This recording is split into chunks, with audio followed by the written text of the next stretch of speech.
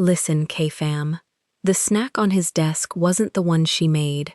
Charlotte Marie is a black woman, 33, a household maid in a Korean Mafia mansion. She irons his charcoal suit at dawn. She counts rent she can't pay. Her 2 kids sleep under this roof because she has nowhere else. Han Tae-jun runs the family. They call him the quiet one. Sharp jaw, steel watch, a black koi tattoo climbing the left side of his neck. IU, the contrast, his oxblood pocket square, her worn black flats. That morning she finds a wrapped snack she never prepared. A temp maid left it, they say. Hours later, Tae-jun collapses, foaming, rushed to the private hospital wing. They question her. She was the last one at that desk. But no temp maid exists on any roster. Omo, not one. 25 doctors say weeks to live. They start planning the funeral. Charlotte stops crying and starts watching. And what she noticed about that little snack changes everything. Before starting the story, comment down below where you are watching from and what time it is there. If stories of karma, love, and hidden truths move you, leave a like. Be sure to subscribe to the channel and click join to become a member and help our channel. The iron hissed across the charcoal gray lapel, and Charlotte Marie pressed it slow, because a crease on this suit was a thing that got noticed in this house. 5:40 in the morning. The east windows of the Han mansion had gone the color of weak tea, not yet gold. Charlotte stood at the board in the pressing room off the main hall, box braids pinned back, black dress and white apron already crisp on her, and she moved the iron down the sleeve of the 3-piece suit like it was made of skin. The oxblood pocket square lay folded on the shelf beside her. The black silk tie hung over the door. She had done this same suit 40 times, maybe more, and her hands knew the shape of it without her eyes. She checked the clock again anyway. $240. That was the number sitting in her chest since Tuesday.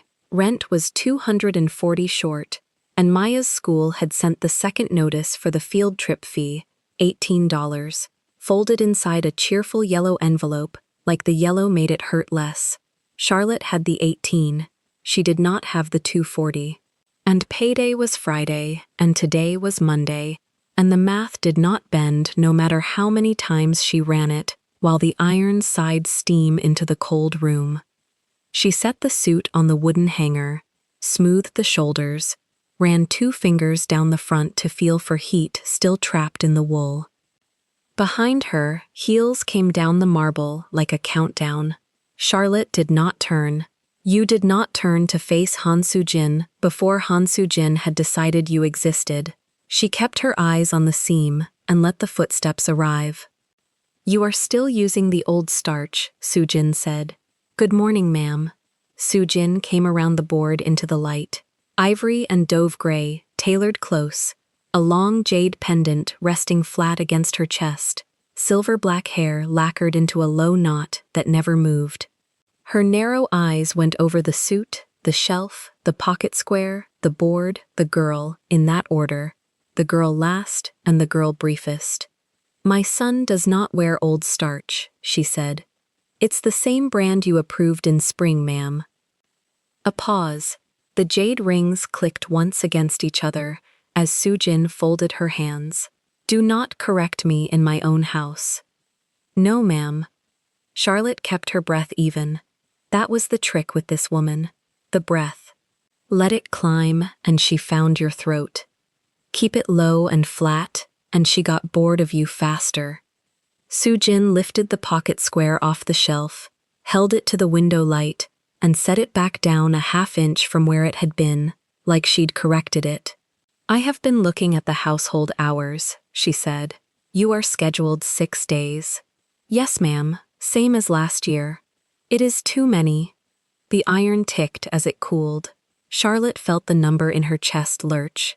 240, 18. And now this woman standing in a $4,000 dress talking about too many. I clean the West Wing, ma'am, the study, the pressing, the linens, and I do the school runs for. I know what you do. Sujin's voice did not rise. It never rose. That was the frightening part. She took things away in the same tone other people used to ask for tea. I am saying it is too much house for one pair of hands, and I am considering bringing in temporary staff, which means your days come down. 4, perhaps. We will see. 4 days. Charlotte ran it before she could stop herself. 4 days was a third gone off a check that was already $100 short of the life it was supposed to cover. 4 days was Maya's fee unpaid, past the point where the yellow envelopes stopped and the phone calls started. She said, "Whatever the house needs, ma'am." "Yes," Sujin agreed, as if that had been the only possible answer, which it had. She looked at the suit one more time. He has meetings in the city. It must be perfect. It's perfect, ma'am. You have children, Sujin said, not a question. Charlotte's hand tightened on the edge of the board. I do, ma'am. 2. Sujin turned the jade pendant once between 2 fingers. A boy and a small girl. They are not on the property. No, ma'am. Across the city. With a neighbor. Mornings.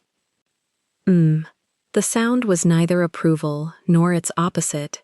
It was the sound of a woman filing a fact where she could reach it later. A woman with children takes what work she is given and is grateful. A woman without them argues about starch. You do not seem to know which one you are. I'm grateful, ma'am. We will see how grateful when the hours come down. The words landed exactly where they were aimed. Charlotte kept her face still, kept the breath low, and did not give the woman the flinch she was fishing for. She had learned that too. The flinch was a coin, and you did not spend coins in this house for free. Sujin's eyes came up to Charlotte's face then, and stayed a full second, which was long for her. Something moved behind them and did not surface. Then she turned and her heels started back down the marble, unhurried, a woman who had all the time in the world because she owned all of it. Charlotte let her breath out only when the sound was gone. She looked at the suit. Perfect. She'd made it perfect. And the making perfect was the whole job, wasn't it? Take the thing you cannot afford and press it until it shines for someone who will never once wonder what it costs you to keep the shine on. She unplugged the iron, wound the cord. 240, 18, 4 days. The numbers did not care that the wool was flawless.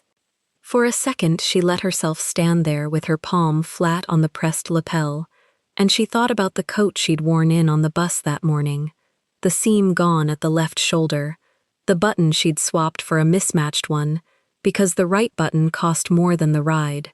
She dressed a man in wool that ran to the price of a month's rent per suit, and she rode home in a coat held shut with the wrong button. That was not a complaint. It was just the arithmetic of the room she lived in, and she'd made her peace with the arithmetic a long time back. You did not survive on a maid's check by grieving the gap between your hands and what they touched. You closed the gap the only way there was. You worked the hours. You took the 6th day. You kept the shine on. Except now the 6th day was on the table. Now the hours were a thing this woman held over the board like the iron itself, and Charlotte had no leverage, no savings, no cushion, nothing between her family and the curb, but the goodwill of people who thought of goodwill as a wage they were free to cut. She carried the suit up the service stair to the 2nd floor dressing room, hung it where Mr. Hahn's man would find it, and she was halfway back down when she heard the children on her phone. The alarm she'd set, 6:15, the one that meant Elijah and Maya were awake in the small rented rooms across the city and getting themselves ready because their mother was here, making a dead man's house gleam. She thumbed it silent on the stair. Elijah, 10, close-cut hair and eyes that watched too much for a boy his age, would have the navy hoodie on already and would be pouring the cereal too full for Maya, 7, 2 puff buns and light-up shoes, who would spill it and cry and be laughing again inside a minute. Charlotte knew the whole morning in that rented apartment, the way she knew the seams of the suit. She was not in it. She was here. That was the arrangement, and the arrangement was the only roof the three of them had, because 11 months ago, the last roof had come apart, and this job, 6 days, live out, meals included, a room she could use when the weather turned bad enough. This job was the floor under everything. You did not lose the floor. You swallowed whatever you had to swallow, and you kept the floor. She went down to the kitchen. The house was waking around her the way big houses do, from the top. Somewhere above, water ran. A door opened and shut. The cook, Mrs. Pack, was already at the range with the rice, and she gave Charlotte a nod that meant coffee's fresh and don't talk to me yet. And Charlotte took the nod and the coffee both. She was wiping the long counter down when the voices came through the wall. The breakfast room shared a wall with the butler's pass, and the pass had a small hinged window, closed now, that let sound through when it wanted to. Charlotte was not listening. She was wiping, but the first voice was Han Tae-jun's, low and level, and you did not spend 11 months in a house without learning to know the master's voice through a wall, so her hand slowed on the counter, without her deciding it should. Freeze them, Tae-jun said. All of them. Today.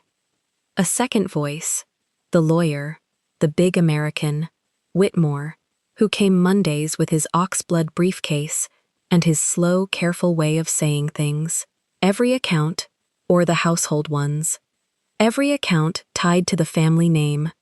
My mother's discretionary, Rims, the estate cards.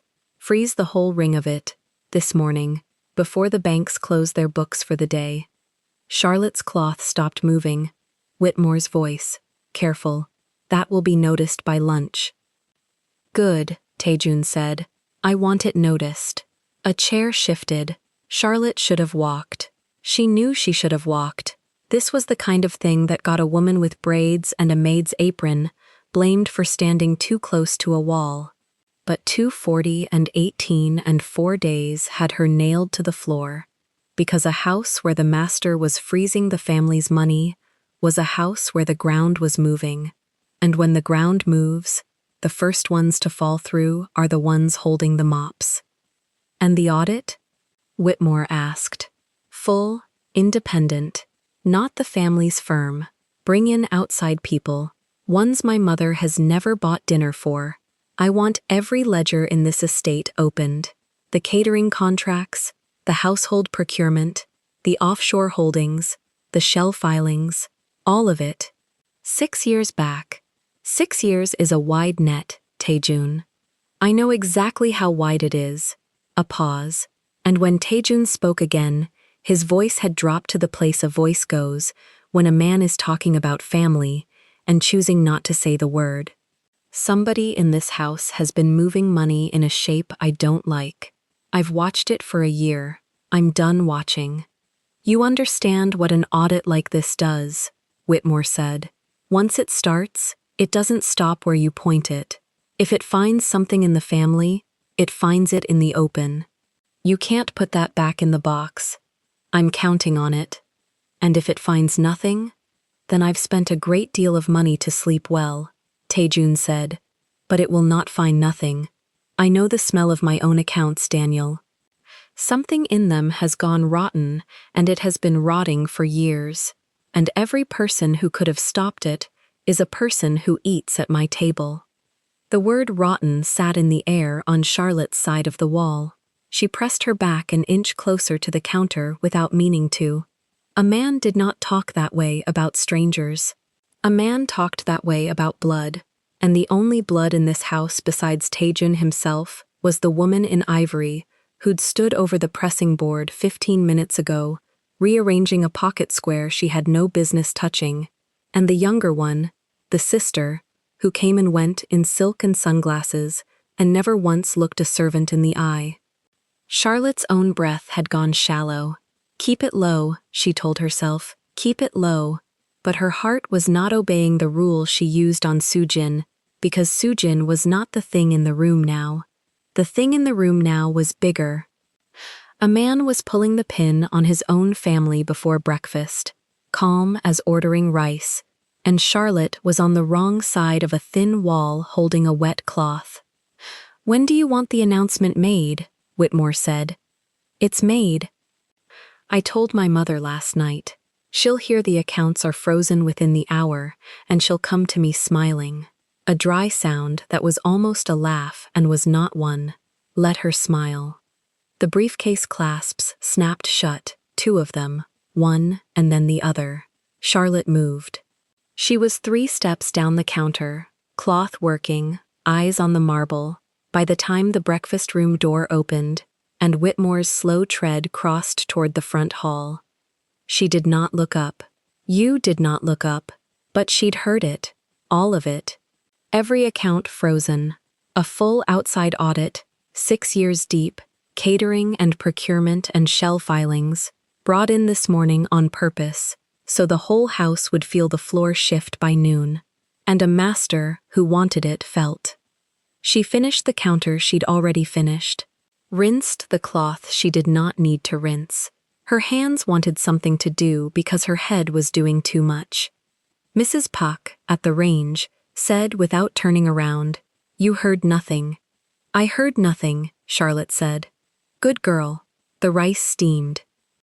In this house, the ones who hear things are the ones who get named when things go wrong. You keep your ears shut and your work clean, and you stay invisible. Invisible is how you keep eating. Charlotte hung the cloth to dry. Invisible. She'd been invisible 11 months. She was good at it. It was half the job, the being there and not there, the pressing of suits and folding of squares, for a family that walked past her like she was another piece of the furniture that got dusted. Invisible had kept the floor under her kids. But something had shifted this morning, and she felt it in her spine, the way you feel weather coming in a bad knee. Soo Jin threatening the hours, the master freezing the money, an audit 6 years wide dropping on the house like a held breath let go. These were not small things, and Charlotte was not a woman who got to be anywhere near big things without paying for the nearness. She looked at the clock, 6:40. She had the study to open, and the linens to change, and the school run to arrange with the driver, and underneath all of it, the number that would not move, $240, and 18, and 4 days maybe instead of 6, and now a house coming apart at the seams over money, while she stood inside it, unable to make $240 appear out of the air. She picked up her tray. Upstairs, the frozen cards were already frozen. Somewhere in a bank across the city, a screen had turned a row of Han accounts red, and Sujin did not know yet, and Yerim did not know yet, and by lunch the whole house would know, and the smiling would start. Charlotte carried her tray toward the study. She did not know yet either, not what any of it meant, not who was moving money in a shape the master didn't like, not that a wrapped snack she had never made was going to sit on that study desk before the week was out and change the shape of her whole life. She knew only what a woman knows standing on a floor that has begun, very slightly, to tilt. She knew she had to keep the floor. She pushed the study door open with her hip and went in to do the work. The desk was wrong before she understood why. Charlotte set the tray down on the sideboard, and her eyes went straight to the corner of the blotter, to the thing sitting there that had no business sitting there. A small paper package, wax paper, folded tight at the ends, twisted the way you twist a candy, tied off with a thin strip of red baker's ribbon. Neat, deliberate. Someone had made it look like a gift. She had not made it. That was the first fact, and it landed in her stomach like a swallowed stone. She knew every object that touched this room. She dusted the spines of books nobody read. She knew the exact angle he liked the letter opener to sit, blade toward the window. 11 months of learning a man through the things he owned, and this package belonged to none of it. She stepped closer. She did not touch it. Under the twist of wax paper she could see the shape of it. Soft, square, a pale amber sheen, pressing through the paper where oil had bled. Sweet rice, maybe. Yakwa, the honey-fried cakes his mother's people ate at holidays. The smell reached her a second later. Honey and sesame, and something underneath that she couldn't name. Something faintly bitter, like almond skins. A little card leaned against it. Cream stock, one line in a looping hand that was not the housekeeper's hand and was not Mrs. Pack's block print. For Mr. Hahn, from the kitchen, with thanks. The kitchen. Charlotte had just come from the kitchen. Mrs. Pack was at the range with her back to the door, and there had been nothing on that counter but eggs and a pot of barley tea. Nobody said thanks in this house. Thanks was not the currency here. Fear was. She stood there long enough that the grandfather clock in the hall ticked off a full minute at her. Then footsteps in the corridor, and she moved, snatched the dust cloth from the tray, started wiping the window ledge that did not need wiping, because a maid caught standing still is a maid caught thinking, and thinking was not in her job description. Han Tae-jun came in without looking at her. He came in the way he always came in, like the room had been waiting for him and he knew it. Charcoal suit, buttoned. The koi at his collar rode up out of the shirt when he turned his head, tail curling toward his ear. He set a phone face down on the desk.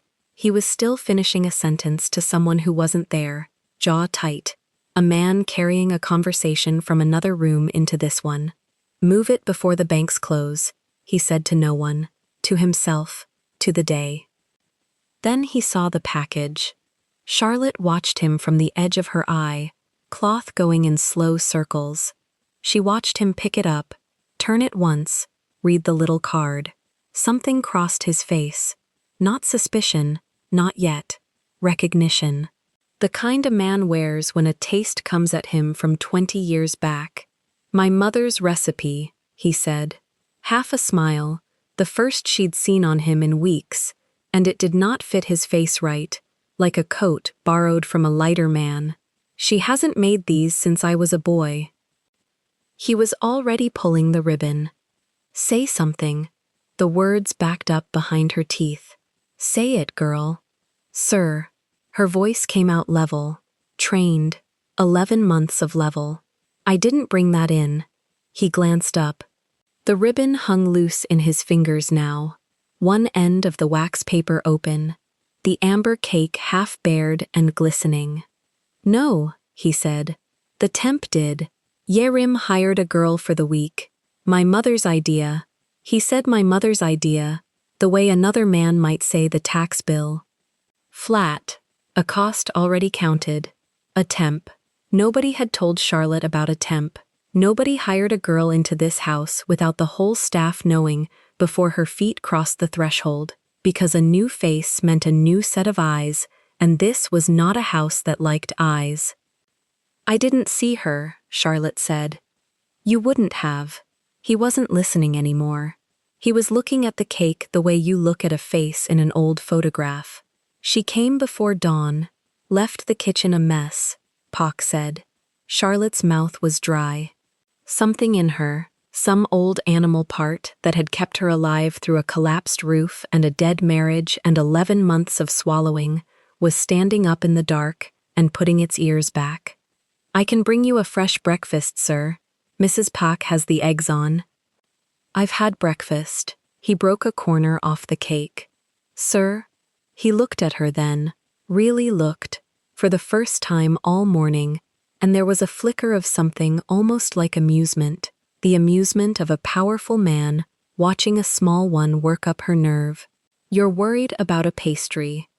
Put like that, out loud, in his voice, it sounded like nothing. It sounded like a woman, one paycheck from the street, trying to seem useful.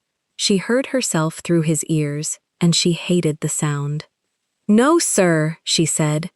Sorry, sir. He ate the corner. She would replay that for a long time. The small, clean motion of it. A man eating a piece of his childhood at a desk on a Monday morning, and a woman 3 feet away with a cloth in her hand, saying sorry. She'd had the word in her mouth. Don't. 1 syllable. She could have knocked the cake out of his hand. and taken the firing that came after, because a maid who slaps food from her employer's fingers gets walked to the gate that same hour. She'd measured it in half a second: the rent, the envelope, the 2 children who slept under this man's roof of a job, and she'd chosen the paycheck over the instinct, and the instinct had been right, and she would carry that trade in her chest like a swallowed coal. He ate the rest of it in 2 bites, standing, the way busy men eat, and he crumpled the wax paper and dropped it in the brass bin by the desk, and he picked up his phone again, and the day swallowed him back up. "Whitmore at 9, he said to the room. "Have Pac send tea to the study, not the good leaves. I'm not celebrating anything." "Yes, sir." She took the tray. She left, and in the doorway, some instinct she couldn't have explained made her stop and look back at the brass bin, at the crumpled ball of wax paper sitting on top of yesterday's newspaper, and she almost went back for it. Mrs. Pac's voice in the corridor. A door somewhere. The moment closed. She carried the tray downstairs and told herself she was being a fool, that a woman with rent $240 short did not have the luxury of imagining poison in her employer's honey cakes. She told herself that for 2 hours. The morning ran the way mornings ran. Tea to the study. Whitmore came at 9, with the oxblood briefcase, and the 2 men shut the door, and Charlotte polished the banister she'd polished the day before. She heard the low tide of their voices through oak, no words, just wait. Yi-Rim did not come down. Soo-Jin did not come down, and around 10 a phone rang somewhere on the 2nd floor, and then Soo-Jin's voice rose sharp and stopped, and Charlotte thought, an hour. He said she'd know within an hour, and the accounts are frozen now and she has just found out. She should have felt something about that. She was too busy watching the study door. Whitmore left at 10:30. Charlotte was in the 2nd floor linen room folding towels the size of bed sheets when she heard it. Not a shout. That was the thing that got into her bones later. It was not dramatic. It was a sound of furniture, a chair going over, a dull, heavy thud, the sound a body makes when it stops being held up by the person inside it, then a wet sound, a gagging, tearing, drowning sound that did not belong in that quiet, expensive house. She dropped the towel and ran. The study door stood half open. She hit it with her shoulder and it flew, and she saw him on the floor between the desk and the overturned chair, on his side, one arm flung out, the matte black watch face up and catching the light. His heels were drumming the carpet, his fingers were hooked into claws. White foam ringed his mouth, and more of it was coming, pink at the edges, and his eyes were open and rolled up and wrong, the whites showing, and the koi at his neck jumped with every convulsion, like the fish was trying to swim off his skin and away from what was happening to the rest of him. "Sir!" She was on her knees. Her hands went to his shoulder, his jaw. "Sir, look at me." His body arched. A sound came out of him that wasn't a word, that wasn't even human, and a fleck of the pink foam hit her wrist. She had seen a seizure before. Her aunt, years back, kitchen floor, the whole family screaming and useless. She knew not to hold him down. She knew to turn him. She got a hand under his shoulder and one at his hip, and she rolled him onto his side, hard, her whole slight weight behind it, and she swept 2 fingers into his mouth to clear it, and his teeth clamped, and she yanked her hand back with a red line already welling across the knuckles. "Help!" she screamed, and the trained level voice was gone, burned clean out of her. "Somebody, Mrs. Pac, call." Feet on the stairs, faces in the door, Mrs. Pac with a hand over her mouth, a gardener she didn't know the name of, and then, behind them, parting them, Han Soo-Jin. Charlotte would remember the mother's face. She would take it out and look at it for weeks, because Soo-Jin came to the doorway of a room where her son lay foaming and convulsing on the floor, and her face did not do what a mother's face does. It went still. It went smooth. For 1/2 of 1 second, before the hand flew up to the mouth and the sharp small cry came, Han Soo-jin looked down at her dying son with the calm of a woman checking that a package had arrived on time. Then the performance started, and it was very good. Tae-jun! Aigo! Tae-juna! She was on the floor beside him, hanbok pooling, jade rings flashing as she grabbed at his face. "What did you do to him?" she said, and her eyes came up and found Charlotte's, and there was nothing behind them, nothing at all. "What did you do?" "He's seizing. We need an ambulance. Someone call." "The car." Soo-jin was already up, already commanding. Grief switched off like a tap and iron switched on. "The Hano wing, not a public hospital. My son does not go to a public hospital. Get the car." They did not wait for an ambulance. That detail sat crooked in Charlotte's chest for a long time, that a house with this much money, this much fear of the outside, chose to carry its own son down the marble stairs in the arms of 2 gardeners and lay him across the back seat of a black car and drive him, foaming, to a private wing where the family owned the silence. Charlotte rode in front because someone had to hold him steady, and Soo-jin would not touch the mess of him now that there were witnesses. She knelt on the floor of the back with his head in her lap, her uniform apron soaking through, her bitten hand pressed to his jaw, and she talked to him the whole way, in a low, steady voice even though he couldn't hear her. "Because you talk to them," her aunt's daughter had said once. "You talk to them, so if they come back the last thing they heard was somebody's voice, and not the dark." The Hanul private wing swallowed them. Glass doors. A corridor the color of bone. Men in white came fast and took him off her lap and onto a rolling bed, and the doors ate him, and Charlotte was left standing in a hallway with pink foam drying on her apron and a red line torn across her knuckles and nowhere to put her hands. A nurse tried to take her elbow. "Ma'am, are you injured? Is that your—" "It's not my blood," Charlotte said. Then, looking at the knuckles, "Some of it's mine." Soo-jin was already at the desk, already on the phone, already turning the machine of her money on. And a man in a rumpled white coat had come out through the doors, balding, gray stubble, tired gray eyes, hands that had a tremor in them before anybody had said a single frightening word, and Soo-jin went to him like she knew him, and they put their heads together, and that too, Charlotte filed away without knowing yet what drawer it went in. They put her in a small room to wait, a social worker's room, soft chairs, a box of tissues, a painting of a river.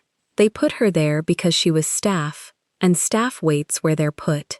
And a security man with a shaved neck stood in the doorway, not quite blocking it, and asked her, gently at first, to walk him through the morning. She did. She was careful. She had learned to be careful. "You brought his breakfast." At 6, eggs and barley tea. He didn't touch it. And the man checked a phone, reading, "The confection, the cake. I didn't bring that." She said it clearly. She'd been saying it in her head for hours, rehearsing without meaning to. "It was on the desk when I came in. There was a card. It said it was from the kitchen. Mrs. Pack says she made no cake this morning. No, she was on eggs." "So who left it?" "A temp." Charlotte held his eyes. "He said Miss Yerim hired a temp for the week. A girl who came before dawn. I never saw her." The security man wrote nothing down. That was the thing. A man taking a statement and his pen did not move. He looked at her with a flat professional patience and he said, "There's no temp on the roster." The floor tilted a half-inch under her. "He told me himself. He said his mother wanted it. He said the girl left the kitchen a mess. Mrs. Pack told him that. Ask Mrs. Pack." "I did."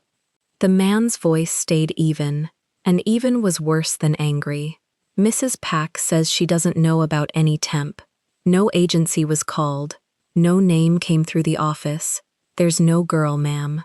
He let that sit. You were the last one at that desk. You cleared his tray. You were with him when he ate. She understood then, standing in a soft room with a river painted on the wall, and another woman's son fighting for his life behind bone-colored doors, exactly the shape of the thing that was being built around her, and how neatly her own 2 hands had been laid into the frame of it. "I want to see him," she said. "That's family only." The words hit a place in her that was already bruised. Family only. As if she hadn't just carried him down a marble staircase with her arms shaking. As if his blood wasn't drying on her knuckles. Family only, in a house where the family was the thing with its hands around his throat. "Then I want to sit down." He let her have that. He stepped back into the doorway and stayed there, and Charlotte sat in the soft chair with the drying foam on her apron and her torn hand in her lap, and she made herself breathe, and she made herself think, because panic was a luxury and she'd never been able to afford the luxuries. Through the gap of the door she could see a slice of the corridor, and the corridor was busy in a way that money makes busy, quiet, fast, without alarms in the public sense, everything happening behind glass. She watched a nurse hurry past with a kidney tray. She watched the rumpled doctor with the shaking hands come and go twice, always toward Sujin, always bending to her, never once bending to a chart. A doctor should live inside his charts. This one lived inside the mother's ear. Then heels, quick and light, and Yerim came down the corridor in a slip of champagne silk, with sunglasses pushed up into caramel hair, a gold chain bag swinging, and she was crying, and the crying was loud enough to be heard through walls. Charlotte watched her go to her mother. She watched Sujin catch the girl's wrist, not hold her, catch her, and say something short and low into the side of her face, and Yerim's crying cut off for one beat, one single beat, like a radio hand had turned a dial, before it started up again at the same volume. Charlotte had raised 2 children. She knew the difference between a child who is frightened and a child who has been told how frightened to be. She looked down at her own torn knuckles and thought about her own 2, Elijah and Maya, across the city with a neighbor, a boy of 10 and a girl of 7, who had no idea their mother was sitting in a private hospital wing with a dying man's blood on her apron, and a story forming around her that ended with her name in it. The school trip envelope was still in her bag. $18, second notice, yellow. Rent, $240 short. A woman with those 2 facts stapled to her did not get the benefit of any doubt. She knew it. Everyone in this bone-colored building knew it, and one of them had counted on it before the sun came up. So she stopped waiting to be rescued and started doing the only work left to her, which was to remember. There was no temp. A girl who left no name, called by no agency, seen by no one, who came before dawn with a cake made from a recipe only the family knew, tied with red ribbon, on a morning, this exact morning, when the man who ate it had frozen every account in the house and opened 6 years of books to strangers. The accounts froze at 9. The cake came before dawn, which meant somebody had known the freeze was coming before it came, and had already answered it, and had built the answer to fit a black woman with rent, $240 short, and 2 children across town, and nobody in the world to say she wasn't exactly the kind of desperate that poisons a rich man's honey cake. Charlotte looked at the painted river for a long time. Then she took her phone out of her apron pocket, and under the cover of her folded arms, where the man in the doorway couldn't see, she opened the notes and began, very quietly, to write down everything: the ribbon, the card, the wording, the hour, the name that wasn't on any roster, before the day could talk her out of what she'd seen.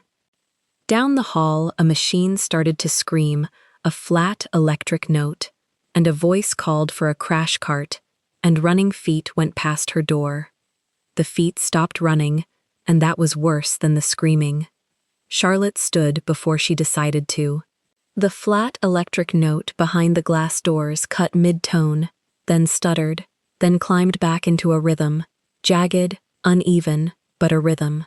A nurse backed out through the double doors, pulling the crash cart with her, its wheels still spinning, and did not look at the woman in the stained apron watching from the social worker's room. Nobody looked at Charlotte. That was the one steady law of this place. She was furniture that could bleed. She sat back down. Her knuckle had crusted over where the teeth had caught it, a thin brown line she kept pressing with her thumb, because the small hurt gave her something to hold. Through the fresh smear on the door glass, she counted them coming.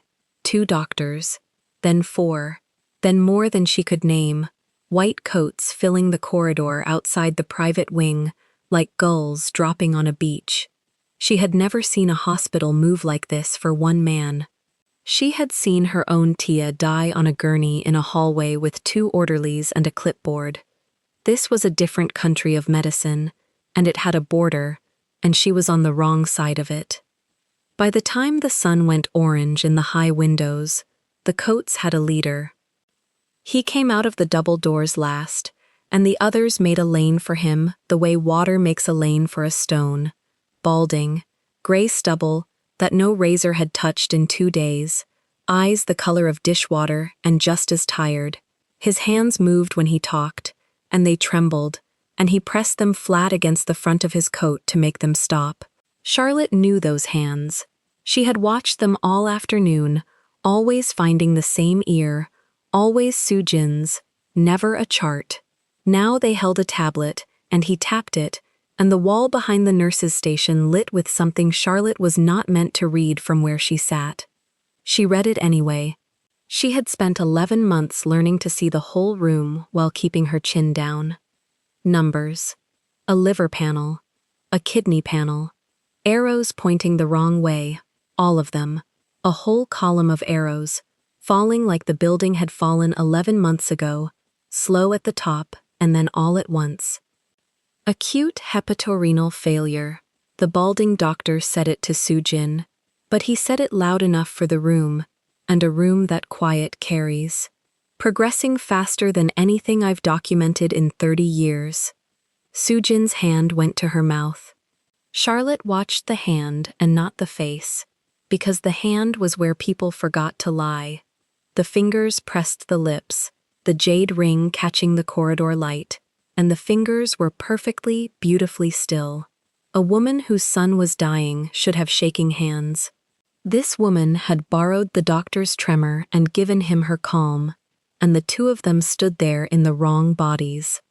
How long? Sujin said. Weeks. He looked at the tablet as if the tablet had told him, and not the other way around. If we are aggressive, weeks. If we are honest. He let the sentence fall. It was a good sentence. It had a rehearsed weight to it, the weight of a line said in a mirror. Weeks. The word went down the corridor and touched every coat, and every coat nodded, and that was the part that turned Charlotte's stomach. 25 of them, if there was one. She started counting heads, because counting was a thing her hands could do, while the rest of her went cold. She got to 19, before the angles hid the rest. 19 doctors nodding at a wall of arrows. 19 educated people agreeing that a 33-year-old man who had eaten a piece of cake at 11 o'clock that morning would be in the ground by the new moon, and not one of them asking the only question a maid from across the city could not stop asking. Why did the arrows start this morning? She knew livers. Not the medicine of them, the laundry of them. She had nursed her Tia through the yellow that comes on slow, months of it, the skin going the color of weak tea, the eyes going after. Disease was a thing that walked. It took the stairs. It knocked first. It did not kick the door down between the second cup of barley tea and the linen room.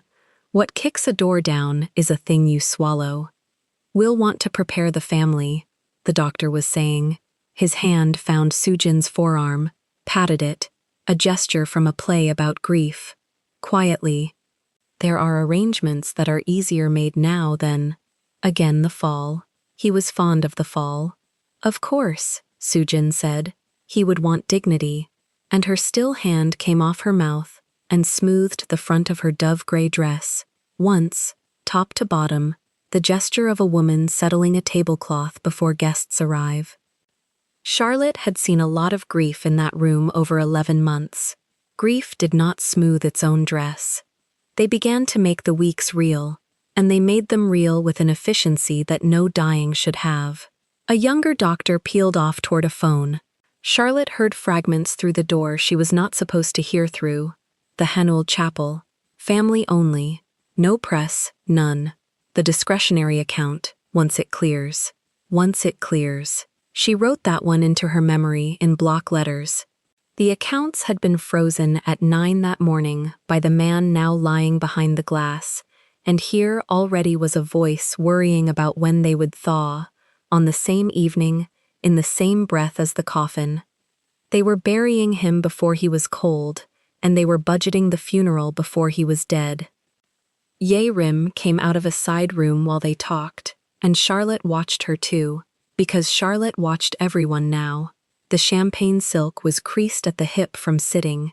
The sunglasses had slid down off the top of her head and hung at her collar, forgotten. Her eyes were red. That part was real, or real enough. But she moved to the wall of falling arrows, and she read it the way a girl reads a bill, top to bottom, adding.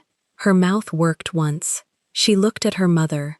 Her mother looked back and gave her the smallest shake of the head, chin barely moving, and Yerim's face closed like a drawer. She turned and found a plastic chair and sat and put her face in her hands, and her shoulders did all the right things, up and down, up and down. But her hands stayed dry against her cheeks. Charlotte had wiped enough real tears off enough real faces to know the sound wet hands make and the silence dry ones keep. Yerim kept the silence. 2 girls in that family, Charlotte thought, and neither one of them crying with water. She filed it and moved on. A woman in a charcoal skirt suit arrived who was not a doctor, carrying a leather folder and a manner. She spoke with Sujin in the low register people use for money, and Charlotte caught chapel, and the East Garden if the family prefers private, and we can hold the date provisionally, held provisionally. You hold a wedding date provisionally, or a conference room.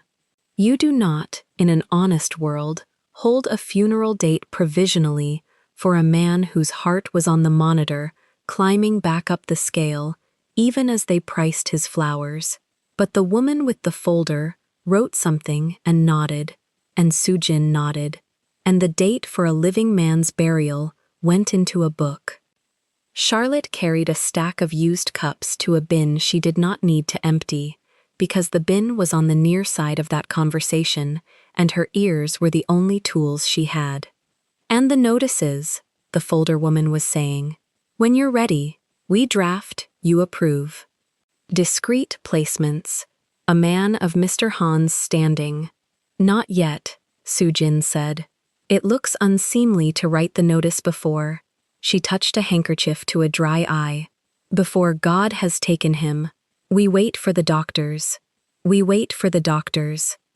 As if the doctors were weather, a thing that happened to you, and not 25 signatures she had bought in the spring. Charlotte set the cups in the bin one at a time so the errand would last. She looked at her phone in her lap, screen down, and did not lift it. Not here. A woman like her lifting a phone in a room like this was a woman caught. Instead, she turned the small facts over behind her eyes, the way she folded fitted sheets by feel, the wrapped snack she never made, the baker's twine, the card in a hand she'd never seen, the temp who existed on no roster, the accounts frozen at 9, the collapse at 10:30, the mother whose hands wouldn't shake, and the doctor whose wouldn't stop. Lay them flat. Match the corners. When you fold enough of them, the shape comes clear whether you want it or not, and the shape this made was not an illness. The shape this made was a delivery. She thought about the twine. The red baker's twine, tied in that snug little knot she had spent all afternoon trying not to think about. A temp who existed on no roster had come before dawn, left a kitchen in a mess, and tied a piece of cake in twine, the exact red the Han household used at New Year. Not a random red, the house red. A stranger doesn't know the house red. A stranger doesn't know that yakwa was the grandmother's recipe, the one Taejun would half smile at and reach for without a second thought, because it smelled like being 9 years old. Whoever built that snack knew the man they were feeding it to, knew what he'd pick up without checking, knew the one sweet on earth that would walk past his suspicion and straight into his hand. That was not a poisoner guessing. That was a poisoner who had watched him at 100 family tables. You had to love a man a long time to know exactly how to kill him.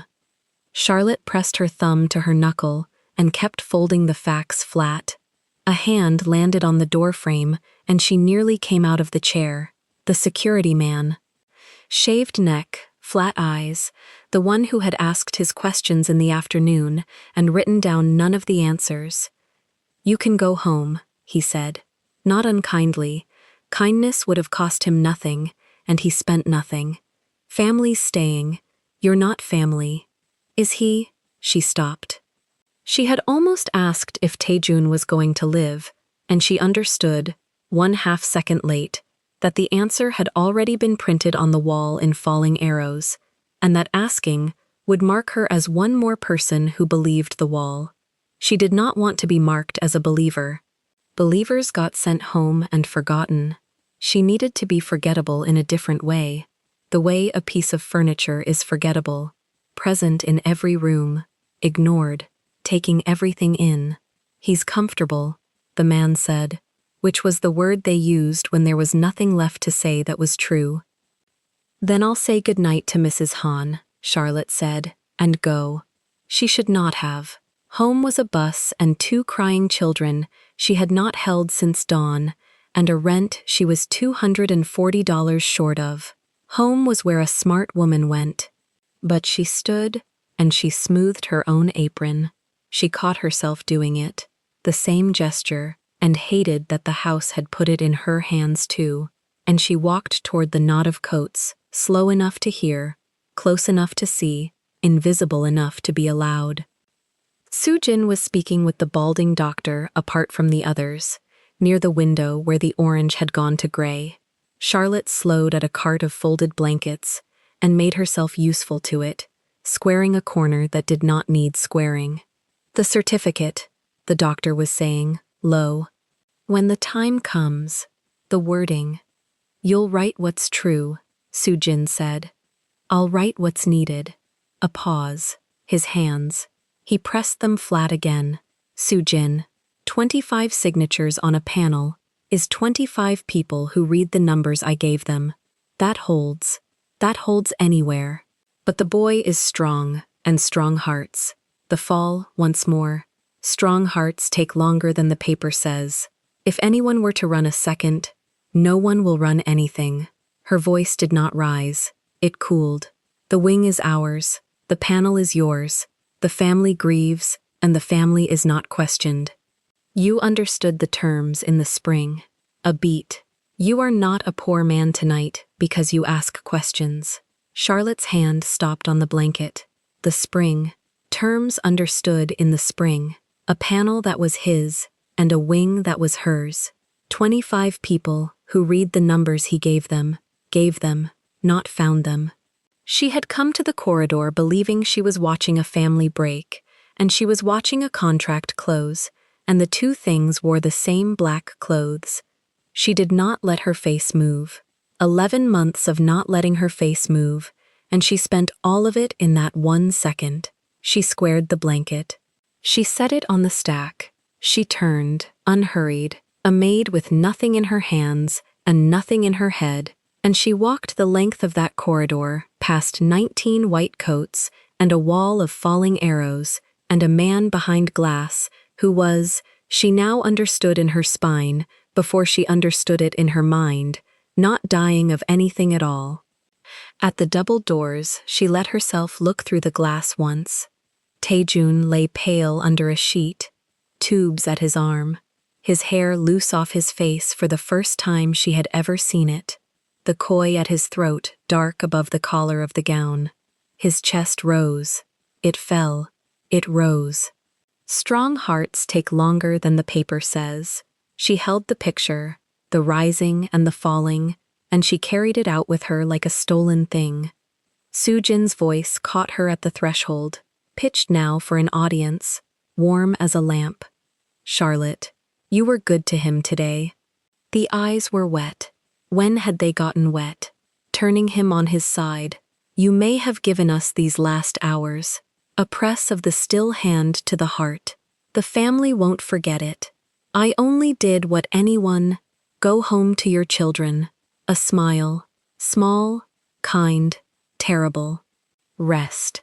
There will be a great deal to do in the coming weeks. We'll need people we trust. We'll need people we trust in the coming weeks." She had drawn the timeline out loud. The mother had, without knowing she'd done it, or knowing exactly and testing whether the maid would flinch. Charlotte did not flinch. She lowered her eyes the way the house had trained her to lower them, and she said, "Thank you, ma'am," and the two words came out clean and dead, as they always did, and behind them, folded flat and cornered tight, she thought, "You told me weeks. You keep telling everyone weeks. You are very sure of the weeks." Nobody is sure of the weeks unless somebody set the clock. The bus was nearly empty at that hour. She sat by the window with her coat pulled around her, the torn seam at the left shoulder biting her neck the way it always did, and she took the phone out at last, low against her stomach where the sleeping man across the aisle couldn't see the light. She opened what she'd started that afternoon, the photograph of the card. "For Mr. Han. From the kitchen, with thanks." The note about the twine, the color of it, red, the line where she'd written no temp on any roster. She added to it now, thumb moving small and fast in the dark. Panel of doctors, evening. She counted 19, they say F25. Words she made herself write exactly. Acute hepatorenal failure, weeks to live. Then the ones that were hers and no one else's. Arrows start this morning. Disease walks, poison kicks. Then, last, pressing so hard the phone thought she meant to scroll. Costas. Terms in the spring. SJ. No one will run a second. They are already writing the certificate. She read it back twice. It was not proof. She knew the difference between a thing that was true and a thing you could make a powerful person hold still for. And this was the first kind and not yet the second. A maid's notes on a maid's phone, a hand mark on her own knuckle, a memory of a still hand and a wet eye that came on cue. Take that to any door in this city, and the door would ask her whose uniform she wore, and then it would close. But there was a real test somewhere. There had to be. A liver like that, a collapse like that, they'd have drawn blood the first hour. The true blood, before Costas ever wrote the numbers he wanted written. Somewhere in that wing was a tube of it, or a printout of it, the thing the panel was papered over to hide. 25 signatures on a lie meant there was one truth heavy enough to need 25 signatures sitting on it. She did not know yet how she would find it. She knew she would look. And she made herself do the cold arithmetic while the bus rocked, because feelings would only get her caught, and arithmetic might get her children kept. What did she have? A phone with a photo of a card, and a page of notes no judge would read. What did they have? A wing that belonged to them. A doctor who belonged to them. 25 signatures. A chapel held provisionally. A mother whose grief came with a folder and a date. They had everything, and she had a bus seat and a torn coat, and a memory of a chest that rose and fell. It was not a fair fight. It had never once in her life been a fair fight, but unfair fights were the only kind she'd ever been in, and she'd walked out of a collapsed building with 2 babies in her arms, and she was still here, folding sheets for the people who thought she couldn't count. They had made one mistake. They had made it in front of her. They had performed a dying man for an audience they were sure could not read the script, and the audience had read every line. That was the thing about being furniture. Furniture sees the whole room.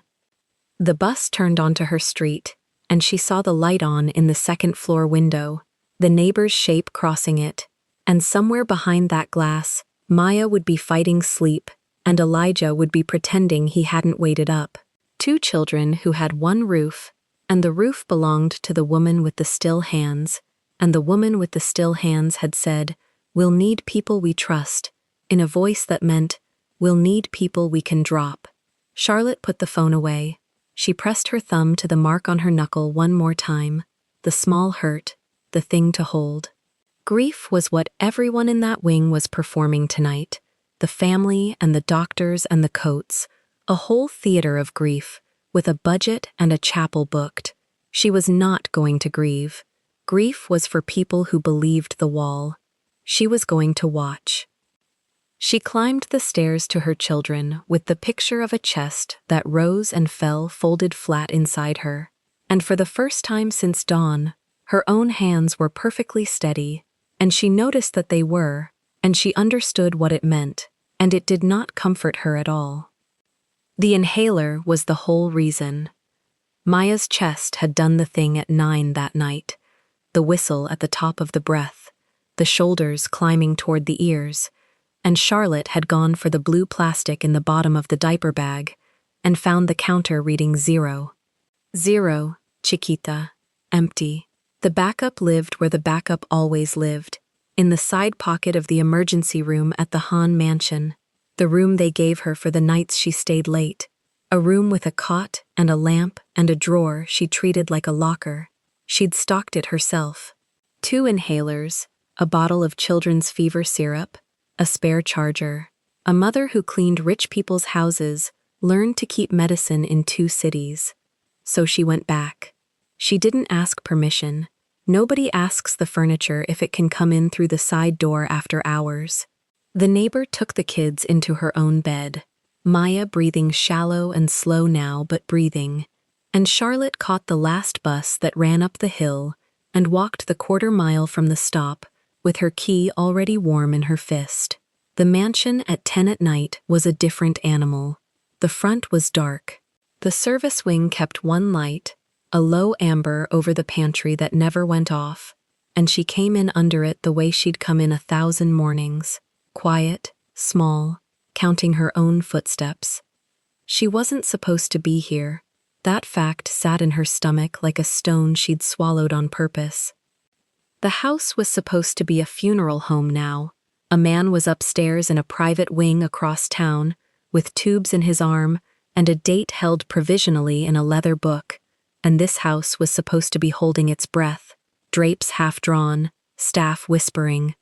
That was the story the day had sold everybody. That was the story 25 signatures had written on a wall. Charlotte went for the emergency room fast, hip against the door, drawer open, hand in the side pocket. There it was, the blue plastic, the little box of it, cold from the drawer. She closed her fist around it and felt the first easy breath she'd taken since the crash cart. She could go. She had what she came for. Bus back down the hill, into the neighbor's apartment, blue plastic to Maya's mouth, 1, 2, 3, done. Then she heard the glass. Not a break. A ring. That high, bright sound of crystal touching crystal, the sound money makes when it's happy. And it came from the wrong direction. It came from the east sitting room, the one with the long windows and the low sofas, the room Soo-jin used for people she wanted to impress. 10 at night. A house in mourning. And somewhere in it, 2 glasses had just said hello to each other. Charlotte stood very still in the dark of the service hall. Every smart thing she knew told her to leave. Take the inhaler, take the side door, take the bus, go home to your sick baby and your safe boy, and forget you heard crystal in a dead man's house. Every smart thing. And she listened to none of it.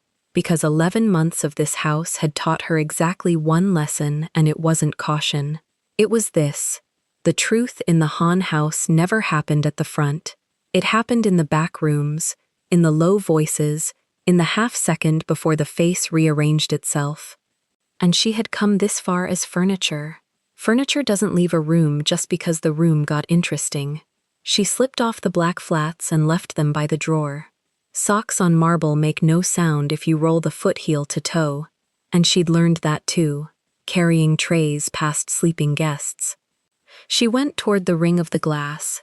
The east sitting room had a service passage behind it, a narrow throat of a hallway the staff used to bring coffee without being seen, and it opened onto the room through a shallow arch half hidden by a folding screen. Charlotte had refilled that screen's shadow with her own body 100 times, standing with a pot, waiting for the nod. She knew exactly how close she could stand and stay unseen. She put her back to the cool plaster, and she breathed through her mouth, slow, and she looked. Sujin sat on the low cream sofa with her spine straight as a rail, and she did not look like a mother whose only son was dying. She looked like a woman at the end of a long, satisfying negotiation. The lacquered chignon was down. Her feet were bare on the rug. In her hand was a glass of something pale and gold, and across from her, folded sideways into the armchair with her heels kicked off and her caramel hair loose, was Yerim, holding a glass of her own. 2 glasses. The ring Charlotte had heard was a toast. "To your grandmother's recipe," Sujin said, and lifted the glass a half-inch. "She always said the yakwa would outlive us all." Yerim laughed. It was an ugly sound, thin and high, nothing like the wet howling she'd performed in the hospital corridor 12 hours before, and Charlotte's whole body went cold at the difference. This was the real laugh. The hospital laugh had been the costume. "Don't," Yerim said. "Don't joke about it." "Why not?" Sujin drank. "No one is here. The staff are gone. He is comfortable, they tell me." "Comfortable." She said the word, the way you'd hold up a coin to the light. "Drink, Yerim. You've earned an hour of not pretending." And Yerim drank. Charlotte pressed the inhaler harder into her own palm. She wanted both hands on the wall to keep the wall from moving. It wasn't moving. She was. "When does it clear?" Yerim said. Her voice had dropped, gone practical, gone into numbers. "The discretionary account. When does the freeze come off?" "When there's an estate to administer." Sujin set her glass on her knee and held it there, still, the jade ring catching the lamp. The bank cannot hold a dead man's accounts hostage to his brother's audit. When the certificate is signed, the freeze is a piece of paper about a man who no longer exists. Everything reverts. Everything comes home. And the audit. The audit ends when the auditor's client ends. Sujin's mouth did something that on another face would have been a smile. "Whitmore works for Taejun, not for a corpse, not for me. A corpse cancels its own contracts." He opened the offshore holdings, Yerim said. "The shell filings. 6 years. If they finish before, they will not finish." Sujin turned the glass a slow quarter turn on her knee. An outside firm does not close a 6-year audit in weeks. It closes in months. And in weeks there is no client, no fee, no signature to keep it breathing. The paper stops the day the man stops. That is the beauty of it, Yerim. He built the machine that would have caught me, and then he ate his grandmother's cake, and now the machine dies with the hand that wound it. She lifted the glass a fraction, as if to the room. He was always clever. He was never fast. Yerim said nothing. She turned her own glass in her fingers and watched the gold move. Charlotte fixed it in the drawer behind her eyes, every word, in order. The offshore holdings, the shell filings, 6 years, months to close, and a client who was scheduled to die in weeks. The audit wasn't the danger to Sujin, the audit's client was, and the diagnosis had put a clock on the client.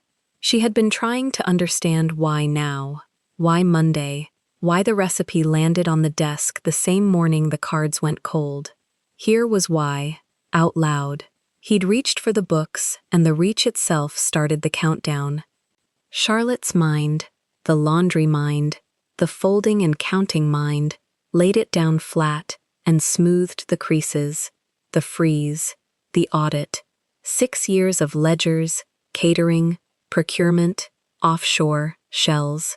Taejun had put his hand on the money on Monday morning, and by Monday night, his mother was toasting the day the money came home.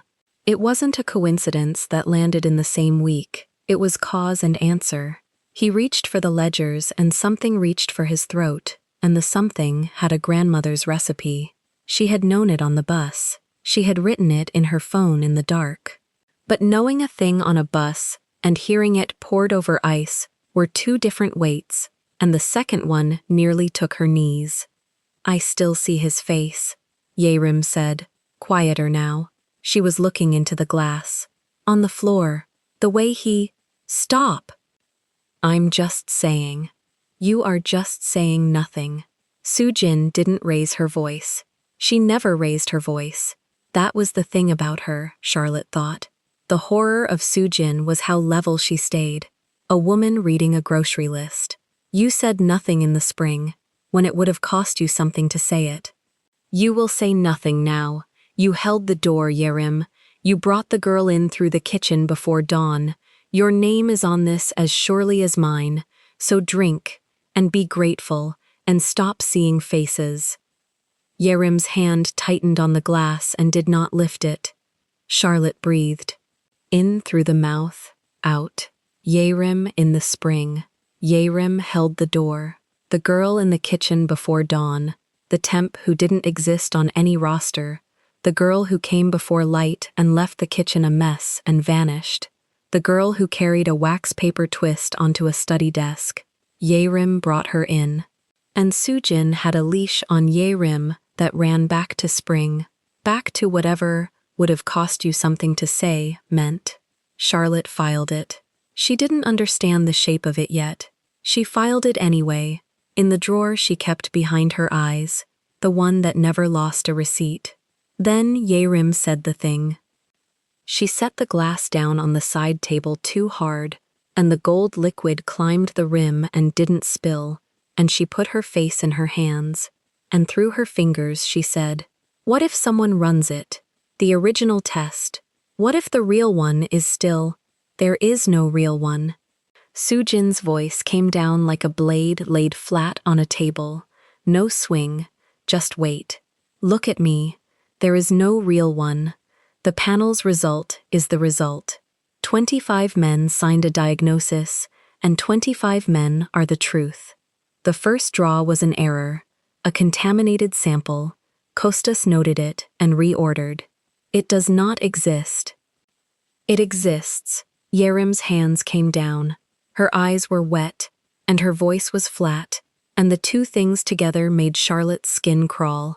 I saw it. Before he changed the paperwork, it said, "It wasn't failure, Mother. It wasn't disease. It said poison, and it said the levels, and it said treatable, treatable." If someone had run the antidote that first night, he'd be— but no one ran anything. Sujin picked up her glass again. Her hand was perfectly steady. Because the wing is ours, and the panel is Kostas's, and the first draw is a shredded page in a locked room, and my son is comfortable. Weeks, they say. He has weeks. And in those weeks the certificate gets its wording, and the audit loses its client. And everything my husband's family spent 40 years building stops belonging to a boy who wanted to open the books. She drank. You will not use that word in my house again. Treatable. There is nothing treatable about a man the state has already agreed is dying. The room went quiet. Charlotte stood in the dark behind the screen and felt the entire day turn over inside her like a body rolling in deep water. She had walked into this house that morning, believing a man might be dying. She had spent the day believing a man was being murdered. Both stories had a corpse in them. Both stories ended in a chapel and a held date and a mother in dove gray touching a dry lenso to a dry eye. But there was a third story, and it had just been poured over ice in a dead man's sitting room. And it was worse than either, and it was this. The man upstairs was not dying. The man upstairs had been poisoned with something that had a name and a level and an antidote, and the first blood draw had said so in plain letters, and his own mother had shredded the page that could save his life so that the medicine would never come and the estate would. He wasn't terminal.